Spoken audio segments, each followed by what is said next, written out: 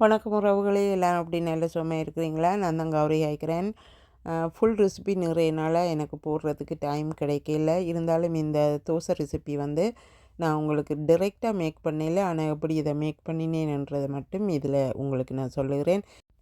அரைச்சுண்டு உளுந்து, 1 table spoon வெந்தயம், 2 table spoon அவல் எடுக்க வேணும். அவல் வந்து புளிக்கிறதுக்காக சேர்த்துக்கொள்கிறது. மூன்றையும் ஒன்றாக சேர்த்து நன்றாக கழுவிட்டு 3 தடவை கழுவி எடுங்க, பிரச்சனை இல்லை. உளுந்துக்கு மேலே தண்ணி நிற்கிற அளவுக்கு தண்ணீர் சேர்த்துக்கொள்ளுங்கள், பயப்பட தேவையில்லை. அடுத்த நாள் காலை வரையும் நீங்கள் அதை அரைத்து எடுக்கக்கூடாது. அடுத்த நாள் வந்து எத்தனை மணிக்குண்டாலும் பிரச்சனை இல்லை, உளுந்தை வந்து நீங்கள் பட்டு போல் அரைத்து எடுங்கள். நான் வந்து ஆட்டாமா வந்து அவிக்காத ஆட்டாமா அதே கப்பால், எந்த கப்பால் உளுந்து எடுத்தனோ அதே கப்பால் 1 கப் அவிக்காத ஆட்டமா 1 கப் அவித்த கோதுமைமா எடுத்திருக்கிறேன். நன்றாக அரைத்தெடுத்த உளுந்தோடு சேர்த்து அந்த மாவையும் தேவையான அளவு தண்ணீர் சேர்த்து நன்றாக அரைத்தெடுத்து மூடிட்டு புளிக்கிறதுக்காக அடுத்த நாளைக்கு வைக்க வேணும். அதோடு வந்து மஞ்சள் பவுடர் வந்து உங்களுக்கு தேவையான அளவு சேர்த்துக்கொள்ளுங்கள். உப்பு வந்து நான் புளிக்க வைக்கும்போது நான் சேர்க்கறதில்லை. மாவை நீங்கள் அரைத்து ரெடியாக்கி வைத்து அடுத்த நாள் காலையில் அல்லது வந்து ஈவினிங் தான் இந்த தோசையை வந்து நீங்கள் சுட்டெடுக்கலாம். வெளிநாட்டில் தோசைமா இட்லிமா அதுகள் வந்து கொஞ்சம் புளிக்கிறது டைம் எடுக்கும். அதனால தான் கிட்டத்தட்ட 3 நாள் எடுப்பார் நான் ப்ரிப்பேர் பண்ணி செய்கிறதுக்கு. அப்போ தான் வந்து தோசையோ இட்லியோ வந்து நல்ல சாஃப்டாக பொங்கி அதற்கு தேவையான சுவையுடன் வருவார். இந்த பாருங்க எப்படி இருக்கிறாருன்னு சொல்லி. இந்த தோசையை வந்து உங்களுக்கும் இந்த ரெசிபி பிடித்திருக்குன்னு சொல்லிச்சுன்னா நீங்களும் செய்து பார்க்கலாம். தோசையை சுடுவதற்கு முதல்லே தாளித்து சேர்த்துக்கொள்ளுங்கள். நான் வந்து புளிக்க வைத்து ரெடி பண்ணி வைத்திருக்கும் மாவை பாருங்கள், நான் தாளிப்பெல்லாம் சேர்த்துருக்கிறேன். மஞ்சள் பவுடர் வந்து நீங்கள் எல்லாம் அரைத்தெடுத்ததற்கு பிறகு மஞ்சள் பவுடர் சேர்த்துக்கொள்ளுங்க. மஞ்சள் எல்லாம் வந்து இது கடையில் வேணுன மஞ்சள் பவுடர் கிடையாது, ஒரிஜினலாக நம்ம வீட்லேயே மேக் பண்ணின பவுடர். அதனால் வந்து சாப்பாடு வந்து எப்போவுமே வித்தியாசமாக இருப்பார். உப்பும் கொஞ்சம் தேவையான அளவு சேர்த்துட்டு தண்ணீர் தேவையென்றால் சேர்த்துக்கொள்ளுங்கள், மற்றபடி தேவையில்லை. ஆகலும் தண்ணியாக சேர்த்தீர்களாக இருந்தால் தோசை வந்து ஆகலும் தின்னாயிடுவார். இப்போ பாருங்க எப்படி இருக்கிறாருன்னு சொல்லி.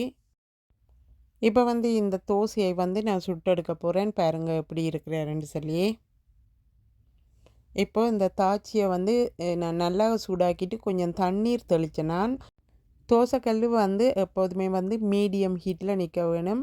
டூ ஹையாயும் இருக்கக்கூடாது, லோவாயும் இருக்கக்கூடாது.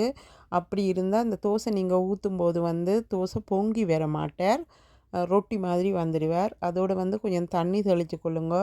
ஆயில் வந்து தோசையை நீங்கள் ஊற்றினதற்கு பிறகு தான் லைட்டாக சேர்த்துக்கொள்ளுங்க. நான்ஸ்டிக் என்றபடியினால் வந்து பெருசாக வந்து ஒட்டுப்பட மாட்டார். நான்ஸ்டிக்கில் நான் வந்து இந்த தோசை வந்து நான்ஸ்டிக்கில் சுட்டெடுக்கிறேன். அரிசி சேர்க்காமல் இந்த தோசைமா மேக் பண்ணியிருக்கிறேன். அதனால தான் நான்ஸ்டிக்கில் வந்து சுட்டெடுக்கிறேன். தோசை கல்லுலையும் சுட்டெடுக்கலாம், பிரச்சனை இல்லை. உங்களோட தோசை கல் வந்து சரியாக டக் டக்குன்னு எடுபடக்கூடிய அளவுக்கு தோசை கல் பழக்கப்பட்டு இருக்க வேணும். எனக்கு எப்போவுமே வந்து தோசைக்கல் ஓகேயாக தான் இருப்பார். இருந்தாலும் வந்து நான் நான்ஸ்டிக்கில் இந்த தோசை சுடும்போது கொஞ்சம் இன்னமும் ஈஸியாக ஃபாஸ்ட்டாக செய்து முடிச்சிடுவேன்ன்றதுக்காக சுட்டெடுக்கிறேன். பாருங்க வந்து தோசை வந்து எப்படி இருக்கிறாருன்ட்டு. தோசை வந்து இலங்கை தோசை வந்து நிறைய விதத்தில் வந்து மேக் பண்ணுறது. அதில் இது ஒரு விதத்தை தான் நான் உங்களுக்கு இப்போது அப்லோட் பண்ணியிருக்கிறேன். நான் கொஞ்சம் பிஸியாக இருக்கிறபடினால உங்களுக்கு சரியாக ரெசிபியல் தர்றதுக்கு டைம் கிடைக்கிறதில்ல. இருந்தாலும் இடைக்கிட வந்து நான் இப்படியான ரெசிபியல் வந்து உங்களுக்கு தந்து கொள்கிறேன். என்னுடைய எல்லா வீடியோஸையும் நீங்கள் பார்த்து எனக்கு சப்போர்ட் பண்ணி கொண்டு இருக்கிறீங்க. இந்த தோசைக்கு வந்து தோசை பாருங்க எப்படி இருக்கிறாருன்னு சொல்லி அந்த மாதிரி சூப்பராக நான் மேக் பண்ணியிருக்கிறேன். இப்போ வந்து இந்த தோசைக்கு ஒரு சம்பலும் மேக் பண்ணியிருக்கிறேன். அந்த சம்பலையும் இன்னும் ஒரு கறியும் வந்து இந்த தோசைக்காக சமைச்சிருக்கிறேன். அதையும் இப்போது பார்ப்போம் வாங்க. தோசையை நீங்கள் ஃப்ரிட்ஜில் வச்சுட்டு சூடாக்கி சாப்பிடலாம், அந்த மாதிரி அப்படியே இருப்பார். இந்த தோசைக்கு ஒரு சம்பலும் மேக் பண்ணியிருக்கிறேன். பாருங்கள் சம்பல் எப்படி இருக்கிறாருன்னு சொல்லி. தோசைக்கு வந்து சம்பலும் வந்து மேக் பண்ணுற விதம் இருக்கிறார். நார்மலாக மேக் பண்ணுற மாதிரி தோசைக்கு சம்பல் மேக் பண்ணுறதில்ல, அதெல்லாம் நிறைய வேலை இருக்குது. அதோடு சேர்த்து பீஃப் வந்து குக் பண்ணியிருக்கிறேன். இந்த பாருங்க ஒரு பிரட்டல் கறி மாதிரி சமைத்திருக்கிறேன். இன்றைய ரெசிபி வந்து அவ்வளவுதான். பாருங்கள் எப்படி இருக்கிறாருன்னு சொல்லி விருப்பமான ஆட்கள் சாப்பிடலாம்னு சொல்லி சமைத்திருக்கிறேன். தோசைக்கு வந்து உங்களுக்கு விருப்பமான கறி எது வேணுமென்றாலும் நீங்கள் சமைத்து கொள்ளலாம். நான் என்னுடைய வசதிக்கு ஏற்ற மாதிரி சமைத்து கொண்டேன்.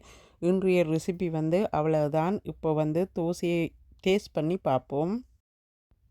தோசைக்கு மேலே சம்பளை சேர்க்கும்போது பாருங்க எப்படி இருக்கிறாருண்டு அந்த மாதிரி ஆசையாக இருக்கிறார். அதோடு வந்து அந்த சம்பளுக்கு ஏற்ற சுவை இருக்க வேணும், உரைப்பு இருக்க வேணும். அப்போ தான் வந்து எல்லாமே சேர்த்து வந்து சுவையாக இருப்பார். தோசையின் சம்பளம் எப்போதுமே அந்த மாதிரி சூப்பராக சுவையாக இருப்பார். இந்த வீடியோ உங்களுக்கு பிடித்திருந்தால் லைக் பண்ணுங்கள். நன்றி, வணக்கம்.